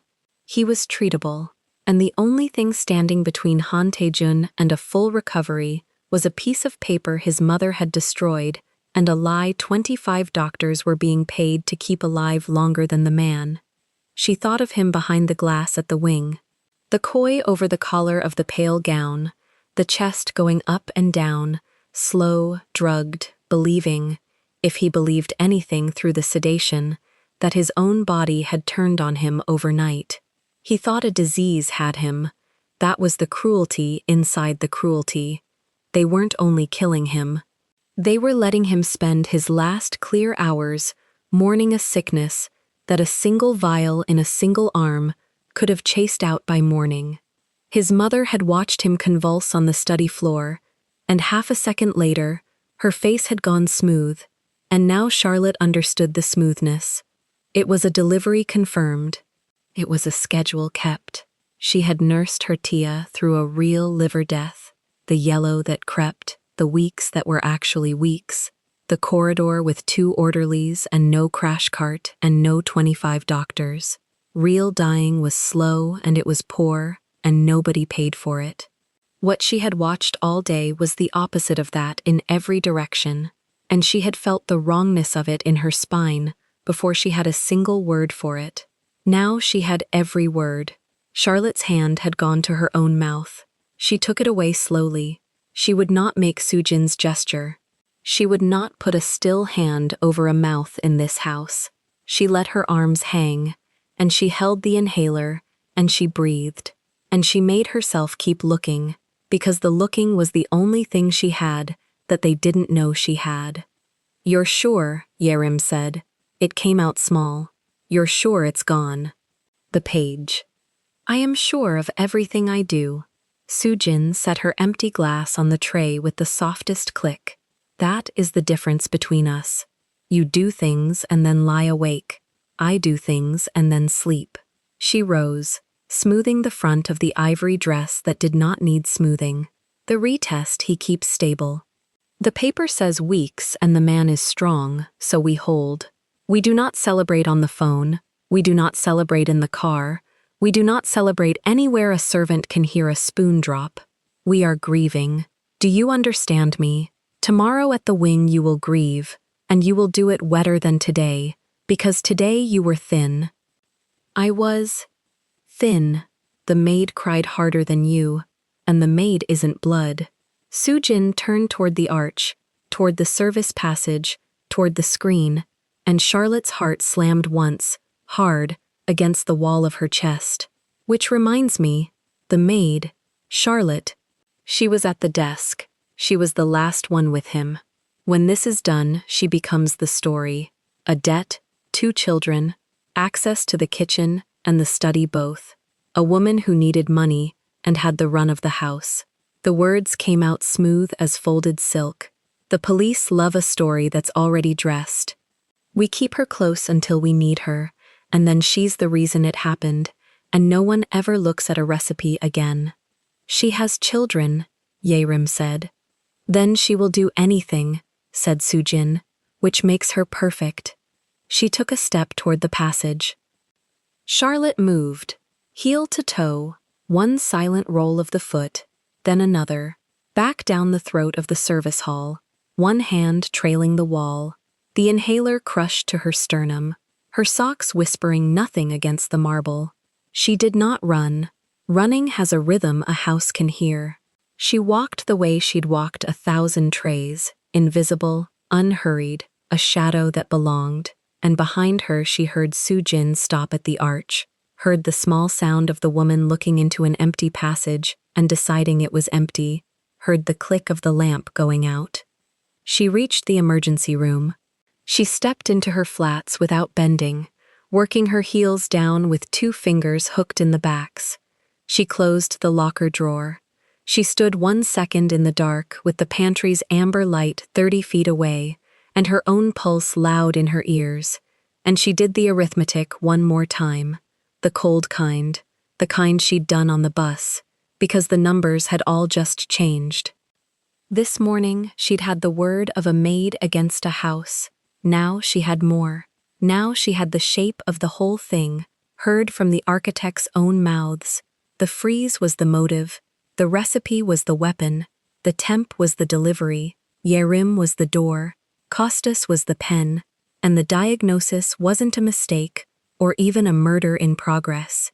It was a lock on a cure, and somewhere in this house, in a locked room Sujin trusted, there might still be what a shredder is supposed to destroy, and what frightened people never quite manage to destroy completely. There is no real one, Sujin had said. The first draw is a shredded page in a locked room. Charlotte had spent 11 months learning which rooms in this house locked and which only pretended to. She knew whose door had a key that lived in a jade box on a dressing table. She knew the difference between a woman who burns a thing and a woman who keeps a thing, because keeping it makes her feel safe. Sujin was a keeper. Charlotte had watched her save the ribbon off every gift, the house red twine coiled in a drawer for the next new year. A woman who saved twine did not shred the one page that proved she was smarter than 25 doctors. She hid it where she could look at it. Charlotte took the side door out into the cold. The bus was 20 minutes, and Maya's chest was waiting, and the inhaler was in her fist, and she would go. She would go right now. She would breathe her baby back to easy. But she stood one moment on the service step with the dark yard in front of her, and the toast still ringing in her ear like a struck glass, and she made the second decision of the night, the one that had nothing to do with an inhaler. She was coming back. Not as furniture. Furniture had heard enough. She was coming back for the page, the true test, the one that said poison and treatable and gave a dying man his weeks back, and she was going to be holding a phone when she found it, because a photo was the one thing in this whole rotten house that couldn't be shredded, couldn't be paid off, couldn't be told it wasn't blood. She went down the hill fast, and her hands, she noticed, were steady. The inhaler went into Maya's small hand at 11:40, and Charlotte counted her daughter's breaths until they stopped whistling. 4 puffs, a pause, 2 more. The whistle thinned, then died, and Maya's shoulders came down off her ears. Elijah stood in the doorway in his navy hoodie, watching his sister the way he watched everything now, like a boy who had learned that grown people could not always be trusted to notice the ceiling coming down. "She okay?" "She's okay." Charlotte pressed her lips to the top of Maya's head, to the 2 puffball buns. "Go back to bed, baby." He went. He did not argue. That, too, was a thing the collapsed building had taught him. She sat on the edge of the cot with Maya's fever syrup and the empty inhaler and the full one, and she did the arithmetic she could not stop doing. The full one bought 2 weeks. School fee, $18, still in the yellow envelope. Rent, $240 short, payday Friday. And a locked room on the top of a hill with a page in it that said her boss could live. She slept 3 hours, maybe. By morning, she had already decided the thing she'd decided on the way down the hill, and deciding it twice did not make it smaller. She dressed for work. Black dress, white apron, black flats, the coat with the torn seam at the left shoulder. She walked her children to the neighbor's door and kissed them both, and told Maya to keep the inhaler in her cardigan pocket, not her backpack, where she could reach it. Then she took the bus up the hill like it was any Tuesday. It was not any Tuesday. The house was wrong the moment she came through the service door. Too quiet, and the quiet had a direction to it. Everyone in the front rooms, no one in the back. Mrs. Pack was at the range with her back turned and did not say good morning. Charlotte tied her apron and picked up a caddy of polish and rags, the way furniture picks up its own excuse to move through a room. Sujin was at the hospital. That was the shape of the morning she needed. The car was gone from the front court, the ivory coat gone from the hook by the side stair, and the second floor sat empty and bright above her. She went up with the caddy. She dusted the hall runner she did not need to dust. She wiped a mirror that held no dust. She worked her way down the corridor toward the door she had never once been asked to open in 11 months. Sujin's room, the one with the lacquered dressing table and the jade box that held, if a keeper kept things the way Charlotte was betting she did, a key. The door was not locked. Rich people locked the room behind the room, not the room itself. Inside, the air smelled of pressed powder and something floral gone slightly stale. The dressing table sat under the window, and on it, exactly where Charlotte's 11 months of carrying trays had told her it would be, the jade box. She set the caddy down. She lifted the lid with 2 fingers, earrings, a folded silk, and underneath, a small brass key, cold and plain, the kind that opened nothing decorative. Her hands were steady. She had noticed that going down the hill, and she noticed it again now, and she was starting to understand that steady hands were the only inheritance her aunt had left her, the aunt who died slow and yellow in a corridor with 2 orderlies, whose hands had shaken by the end but whose voice never did. She stood a moment with the key in her palm and let herself hear the house. The range ticking 2 floors down, a pipe settling in the wall, nothing coming up the stairs. 11 months of learning exactly how empty a room sounded when it was safe to move fast in it, and this room sounded safe, and every instinct she trusted was wrong about that, and she would not know it for 4 more minutes. There was a second door in the room, cedar, narrow, set into the wall by the wardrobe, the kind of door a guest would take for a closet. The key turned it on the first try. Not a closet. A dressing room turned into something else. A small desk, a lamp, a locked drawer under the desk, and the brass key turned that too, because Sujin was a woman who kept 1 key for the small treasons and trusted the walls for the rest. Inside the drawer, a leather folder, the good kind, oxblood, stitched. Charlotte opened it on the desk under the lamp. Papers, a property thing she didn't understand, and then, 3 pages in, the hospital letterhead she had been staring at for 2 days on the projected wall of the nursing station. The Hanul crest, a date, Monday, this Monday, the morning of the collapse. A blood panel, first draw, time-stamped before the 25 doctors, before the certificate, before the funeral organizer's leather folio. She read it the way she'd read the yellow envelope, twice, because reading it once was a thing you could later tell yourself you'd imagined. It did not say hepatorenal failure, it named a compound, it named a level, and in a box near the bottom, in a doctor's tired shorthand, 1 word that Sujin had forbidden her own daughter to say inside this house. Treatable.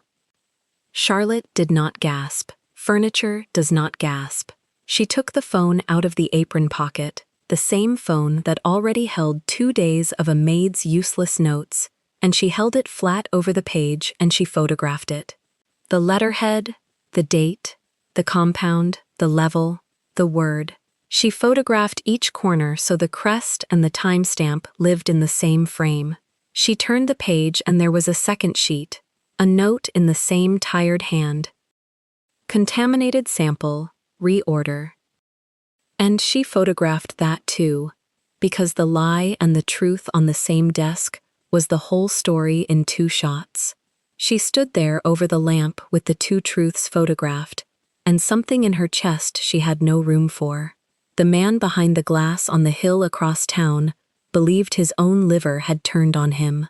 He had eaten his grandmother's honey cake and felt his body fail and lay down inside a lie so total that 25 doctors had signed their names across it, and the cure had a level and an antidote and a word, and the word had been sitting in a locked drawer 8 feet from his mother's earrings the whole time. Her aunt hadn't had a word. Her aunt had had a real disease and a real corridor and 2 orderlies and no money, and the yellow of her had been the true kind. Charlotte had watched that go slow. This was the opposite of that in every direction, and it was worse, because this one could be stopped, and someone had chosen not to stop it. She was reaching to close the folder when she heard the floor of the outer room take a weight. I wondered. Sujin stood in the cedar doorway. Ivory dress, jade at the throat, not a hair loose. She had not gone to the hospital. Or she had gone and come back. Or never gone at all. And the empty court had been a door held open the way Yerim held doors. An invitation with a trap folded inside it. Charlotte did not move her hand off the phone. She turned it, once, screen down against her apron, in the same motion she'd have used to wipe a smudge. I was dusting, ma'am. You were dusting my private drawer. Sujin came in without hurry. She looked at the open folder, at the lamp, at the maid standing over her husband's family's oldest secret in a black and white uniform. Her mouth did something that was almost a smile. You know, in 11 months, I never once had to tell you where a thing belonged. You have very good hands. A pause. And a very bad head. He isn't dying. Charlotte said it flat, the way you set down a tray. That paper says he isn't dying.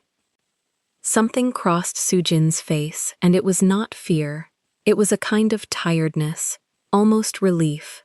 The look of a woman who has been carrying a performance for 2 days and can finally, for 30 seconds, in front of an audience who would never be believed, set it down. No, Sujin said. He isn't. The word landed in the small room and sat there. You brought a girl through the kitchen before dawn. Charlotte's voice stayed low. There's no girl on any roster.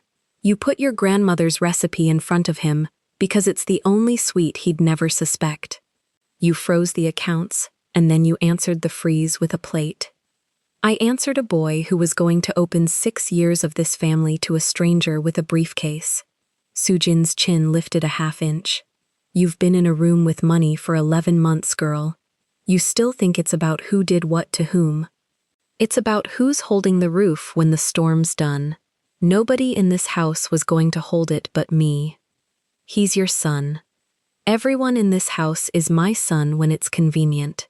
She said it without heat, which was the coldest thing Charlotte had ever heard a person say. Give me the phone.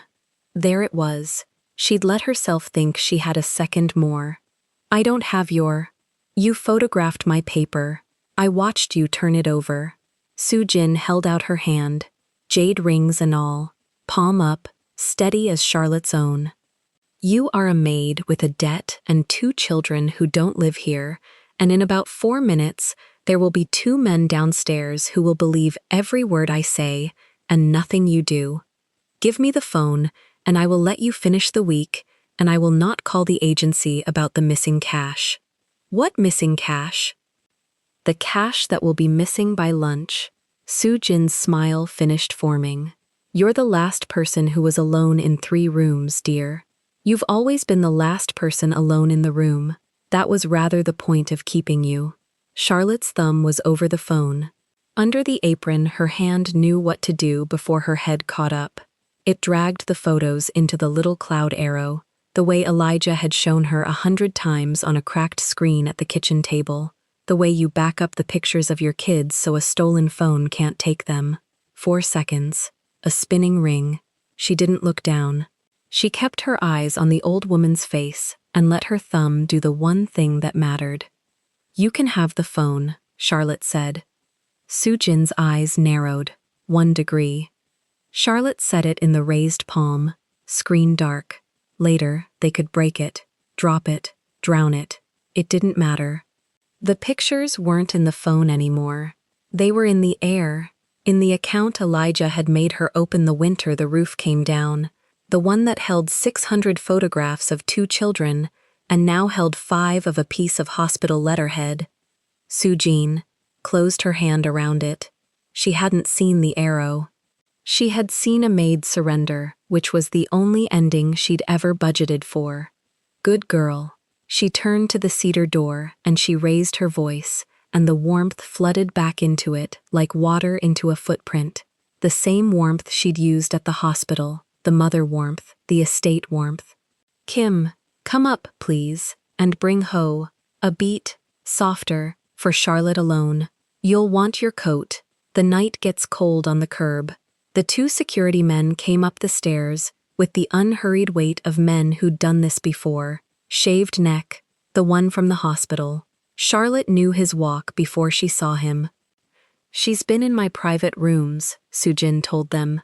And now her voice had a tremble in it, a widow's tremble, a robbed old woman's tremble, and it was the most convincing thing in the house. Going through my son's papers, his medical papers, while he's, a hand to the mouth, jade ring, perfectly placed. I've been so blind. I let her close because she was kind to him. Check her. Check the emergency room. Count the housekeeping cash. That's not, Charlotte started. Don't. Sujin didn't look at her. You'll frighten the staff. They did not put hands on her, quite. The shaved neck one stood close enough that she moved when he moved, down the stairs, down through the front hall she'd only ever crossed with a tray, past Mrs. Pack, who stood in the kitchen door with a dish towel in both hands, and looked at the floor and did not say one word, because in this house, the one who hears things is the one who takes the blame, and Mrs. Pack had said so herself, and meant it as a kindness. They searched her in the front hall, in front of everyone, the way you search someone to make the searching itself the story. The shaved neck man went through the grocery bag they'd packed for her, and turned out the pockets of the coat with the torn seam, and found what a maid's pockets hold: a hair elastic, $3 in coins, a school fee in a yellow envelope, a folded bus schedule. No cash roll, no jewelry, nothing. And it did not matter that they found nothing, because the search was not looking for a thing. It was building a sentence, and the sentence was already written upstairs in a jade box. They walked her out the front door, not the service door, the front. Her coat came down after her, thrown, and landed on the gravel. The torn seam at the left shoulder, the swapped button. She picked it up off the ground of a house she had ironed and dusted, and knelt on, to save the life of the man who owned it, and she put it on in the cold court, while a man watched her do it. The children, she said. My kids' school. They come here after. They don't come here. The shaved neck man had a voice like a closed drawer. Nobody comes here. By afternoon it was worse, because they were thorough. A phone call she was not on but felt land. The doctor with the tired gray eyes, Costas, being told the version he'd repeat if anyone asked. A hysterical maid, a thief, a woman who'd invented a story about the family to cover the money she took. Unstable, dangerous around a dying man. By 4 o'clock, the version had a shape, and the shape had her name in it. Thieving, hysterical. The 2 words that had been waiting for a black woman with a debt since before she was born. They didn't just fire her. They emptied the emergency room. Somebody had been in there. She knew it the second the shaved neck man mentioned it, because that was where the second reserve inhaler had been, and the fever syrup, and the charger, and the cot her children had slept on the 2 nights she'd worked past the last bus. Gone by the time she thought to ask. Her 33 years of things fit in a grocery bag, and they made her wait in the court, while a woman she'd never seen carried the bag out and set it down on the gravel like it might stain her hands. She stood on the curb outside the gate at 4:30 with a grocery bag and a coat with a torn seam and a dead phone she'd handed over an hour before it stopped mattering. And her children were coming. That was the part that took the air. Elijah had the address memorized. She'd made him memorize it. The good school 2 neighborhoods over, let out at 3:40, and the arrangement was the neighbor walked them to the corner, and Charlotte met them off the hill on the days she worked late, and today she'd worked late, and nobody had told the neighbor different because Charlotte hadn't had a phone since 11 o'clock.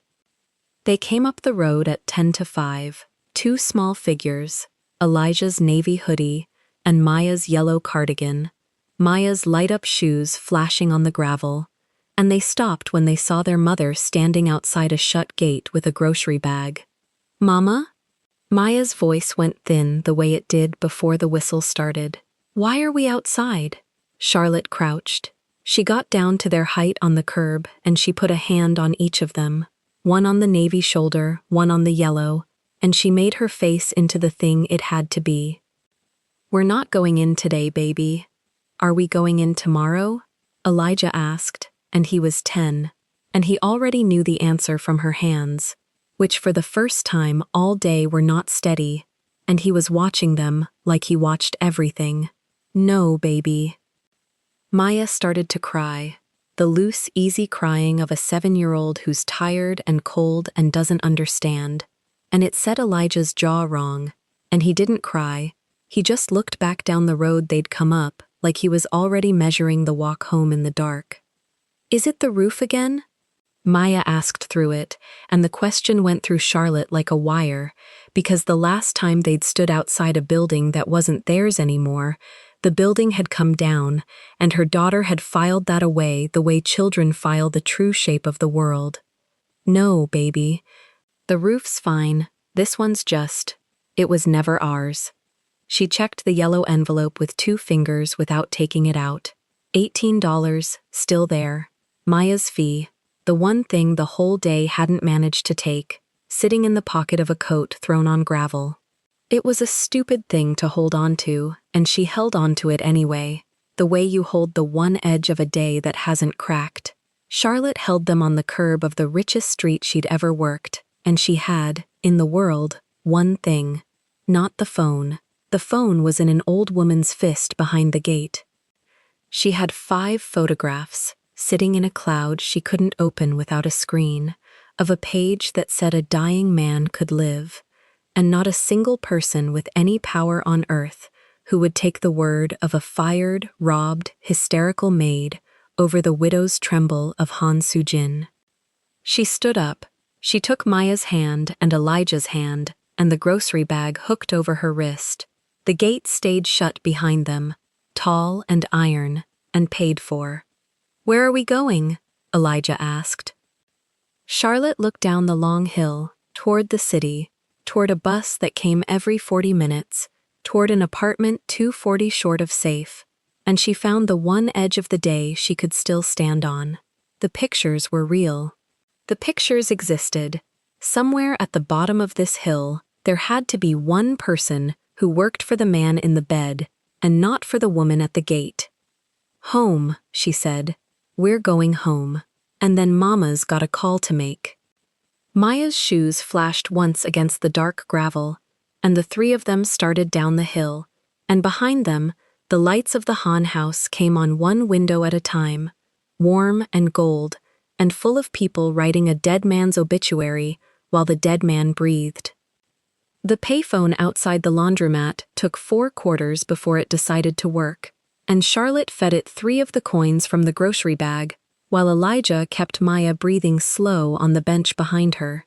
She had the number from a business card she'd dusted around for 11 months without ever reading it as a lifeline.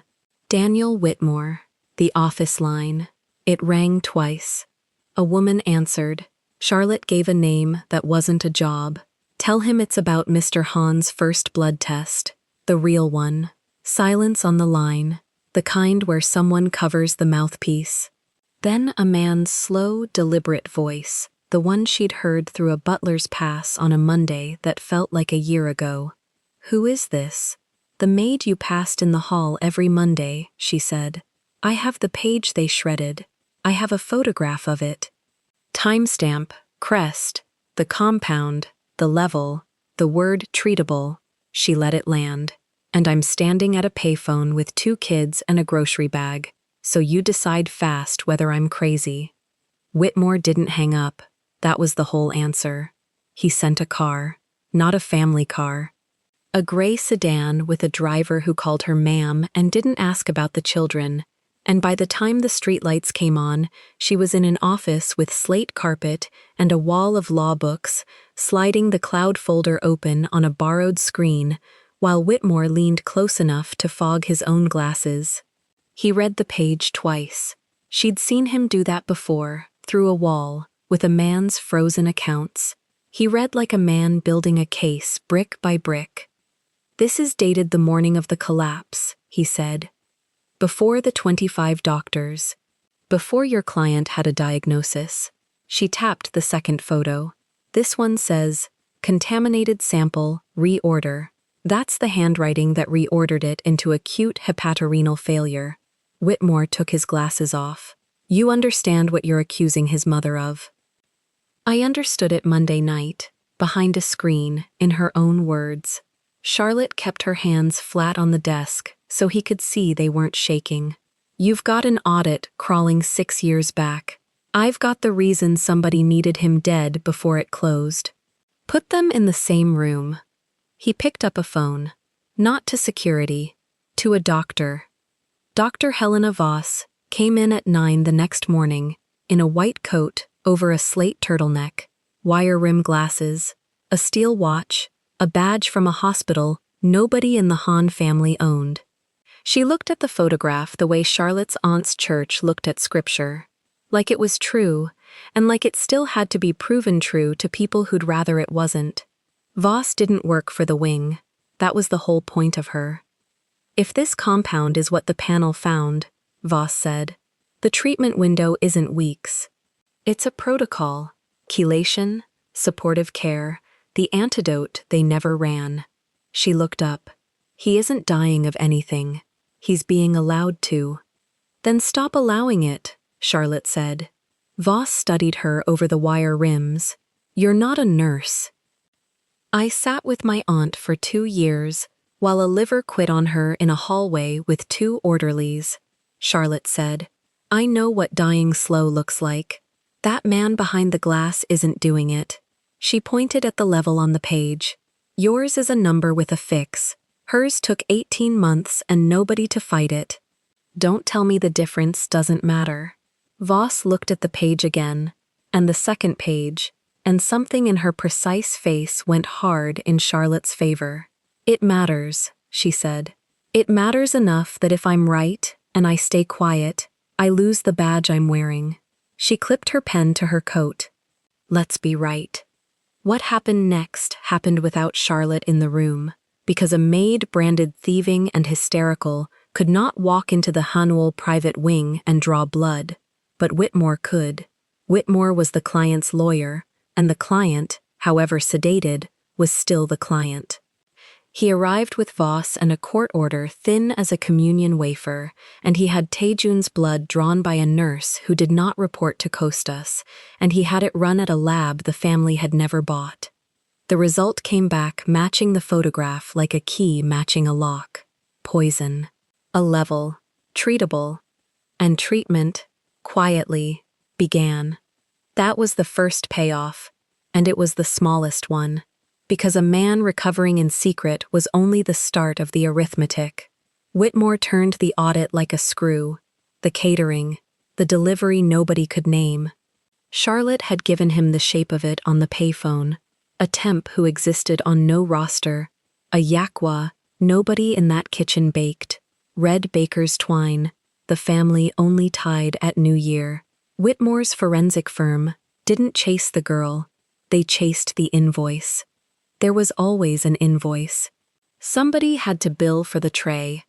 The catering order that delivered the snack, traced to a company with a clean name and a cleaner logo, a company that had never catered a single event, a company that existed to move money from a discretionary account into the dark and back out clean. 3 shells deep, past 2 offshore filings, the ownership resolved to a single signatory, ivory and dove gray handwriting, jade rings on the transfer authorizations, Han Soo-jin. The architect had signed her own delivery. Kostas broke before the paperwork did. Men with trembling hands and hospital lanyards and debts they took in the spring do not hold up when a lawyer sits across from them with a real lab result and a shell trail and the words obstruction and homicide in the same sentence. He confessed in a conference room, into a recorder, his stubble gray and his loafers scuffed under the table. He'd been paid to bury the original test. He named the amount. He named the season. He named the woman who'd set the terms. And it was not the son with the frozen accounts. It was the mother who'd never once touched a chart. And then came the twist that made even Charlotte set down her cup. Because Whitmore's people, pulling the shells apart, found a second leash. Old frauds, forged signatures, a paper trail of small crimes stretching back years, sitting in a folder, weaponized. They were not Sujin's frauds. They were in Yerim's name, every one of them. Yerim hadn't co-authored the murder because she wanted the estate. She'd held the door because her mother had spent months holding those old frauds over her head. Cooperate, or the daughter goes to prison for crimes the mother had arranged in her name. Sujin hadn't recruited a partner. She'd built a hostage and called it a daughter, the wet-eyed girl who couldn't cry with water, who flinched shut like a drawer at a tilt of her mother's chin. She'd been blackmailed into the poisoning of her own brother by the woman who blackmailed both her children with the same hand. One architect, two victims wearing her name. That was the shape of it, whole at last. Whitmore laid the folder open in front of Charlotte because she'd earned the reading of it. The old frauds date back years, he said. Small forgeries, a signature here, a filing there. Enough to send a young woman to prison, enough to keep her holding doors for the person who could send her. He tapped the daughter's name on the transfer authorizations, then on the fraud file, the same name in two hands, one forged, one real, both owned by the mother. She didn't buy a partner, she manufactured one and threatened it into place. And made her open the door for the girl who carried the tray, Charlotte said. Before dawn. Yes. Whitmore closed the folder. The wet eyes without water. The word treatable she wasn't allowed to say in her own mother's house. She knew the whole time. She was made to know it, and made to help it, and made to keep it. There's a difference between guilt and a leash, and a court is going to have to find where one ends. Charlotte read the summary standing up in Whitmore's office and thought of a wet-eyed girl silenced by a wrist grab in a hospital corridor, and did not soften and did not harden. She kept reading. That was all. Taijun woke fully on the 6th day. Whitmore was there when they told him the truth, not the mother's truth, the lab's. That his body hadn't turned on him, that a cake shaped like a sweet he'd loved since he was a boy had been the knife, that the woman who baked the recipe into his childhood had baked the poison into his death, and a maid nobody would defend had photographed the page that pulled him back. He asked one question, where is she now? On a curb, last I saw her, Whitmore said, with her children. Goy tattoo climbing bare over the collar of a gown he was done wearing, said, not anymore. He did not go public. That was the cold part. The part Charlotte would come to understand was its own kind of justice. He kept dying. He kept playing terminal. Kept the certificate half-written. Kept the wing believing its own paperwork. Let Costas think the confession was the worst that had happened, and not the least. He let his mother keep pouring pale gold into crystal in a room that thought no servant was listening, and he called a will reading. The estate lawyer sent the notices on heavy cream stock, a dying man's affairs, to be settled among blood. Sujin came in ivory and jade, erect and immaculate, a widow before her time. Yerim came in champagne silk, with her sunglasses pushed up, and her hands, for once, steady, because a girl who has been a hostage for a year learns to be steady in the presence of the person holding the gun. They took their chairs certain of the arithmetic. A corpse cancels its own contracts. The audit dies with the client. Everything reverts. Everything comes home. The lawyer opened a folder and did not read a will. He pressed a button, and the wall behind him lit. The first blood test. Crest, date, compound, level, the word treatable, blown up 8 feet tall so a mother's imperfectly still hand could read it from across a room. Then the second page, contaminated sample, reorder, in Costas's tired hand. Then the transfers, the shell company, the clean name, the ownership resolving down through 3 layers to a single signatory with jade on her fingers. Then the security footage. A girl who existed on no roster, carrying a tray through a kitchen before dawn. Then Costas's face, recorded, naming the season, and the amount, and the woman.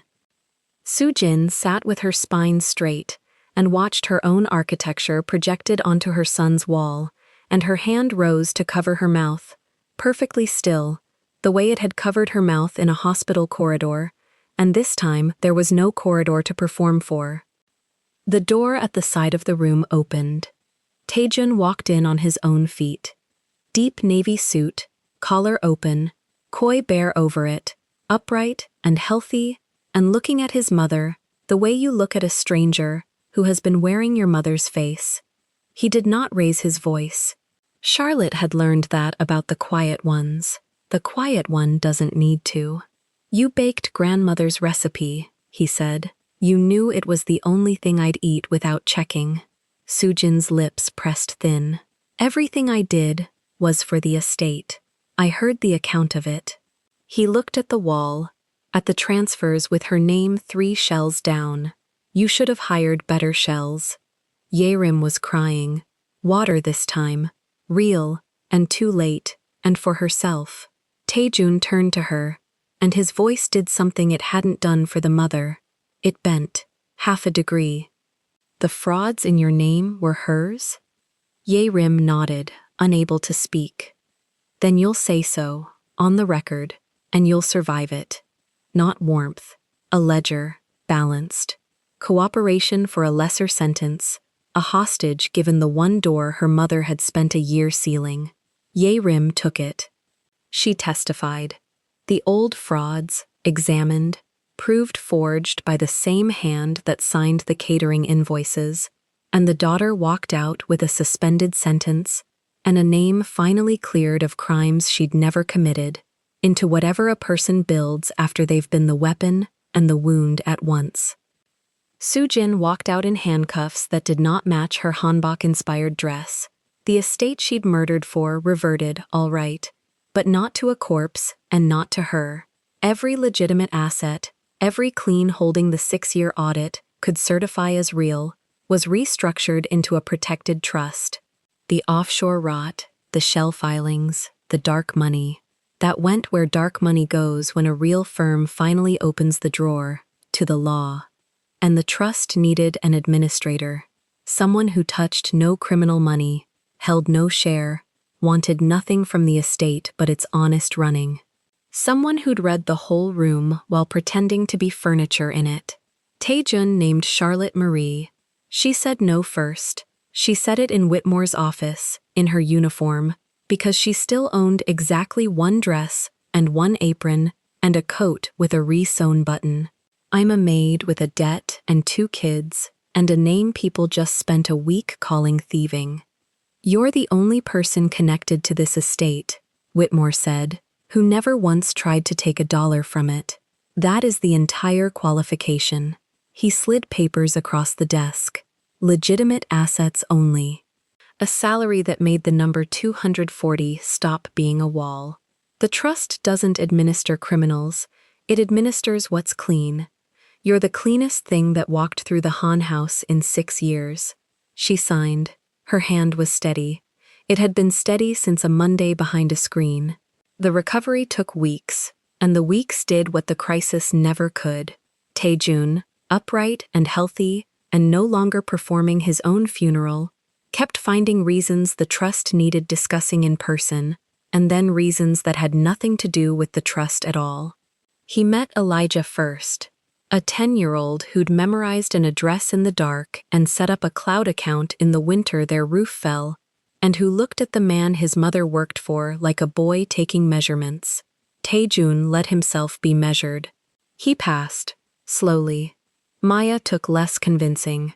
Maya took a booster seat at a dinner table, and a man who learned, without being asked, which inhaler went in which pocket. They were ordinary dinners. That was the miracle of them. A pot of something on a stove that belonged to nobody's estate. 2 kids arguing over the last of it. A Korean man with a koi on his neck, laughing at a 7-year-old's joke in a kitchen that smelled of nothing poisoned. Charlotte watched from the counter one night and understood she was not serving this meal. She was at it. She retired the uniform on a Tuesday, folded the black dress and the white apron into a drawer, and did not throw them away, because a woman who has been furniture keeps the proof she survived being furniture. She took a real title, executive over the trust, an office with her name on a door instead of a locker in an emergency room. The rent got paid 2 months ahead. Maya's $18 went into the school's hand from a checkbook, and the yellow envelope, the one thing the worst day never took, went into the same drawer as the apron. She came back to the Han house one last time in civilian clothes, a cream sweater, camel trousers, white sneakers, her braids down, no apron, no cart. She came in through the front door. Nobody removed her. Taejun met her in the hall where he'd passed her every Monday without a word, and this time there were words, and this time she was not carrying his suit. She was carrying nothing, because her hands were finally free. Elijah asked her once, on the bus they no longer needed but rode anyway some Sundays for the habit of it, whether Mr. Han was family now. Charlotte thought about the woman in handcuffs who'd shared his blood, and the girl who'd shared it and been made a weapon, and the maid who'd shared none of it and been made a trustee. Family isn't blood, she told him. It's who chooses to stay. If this story moved you, stop for a moment and reflect. Tell me, K-Fam, have you ever been the invisible one in someone's home, the maid nobody looked at, the only one who noticed the truth? Have you ever held proof in your hand that the powerful would never believe? And when a mother chose an inheritance over her own son's life, would you have stayed silent or watched like Charlotte did? Mark my words, K-Fam, the quiet ones see everything. Tell us your experiences and feelings in the comments, we read them all. And if you believe in stories about dignity, betrayal, and justice, leave a like, be sure to subscribe to the channel, and click join to become a part of our community and help the channel.